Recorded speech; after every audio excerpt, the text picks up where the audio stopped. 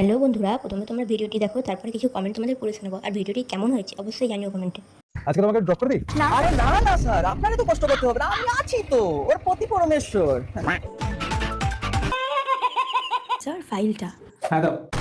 এ কি তুমি আপনি কি ভাবলেন আমার বউ আসবে ফাইন নিয়ে? আর সেই বাহানায় নরম হাতটা ছুঁয়ে দেবেন? মুখ সামনে। খুব চালাকি না, বলতে বলে দেবো কিন্তু।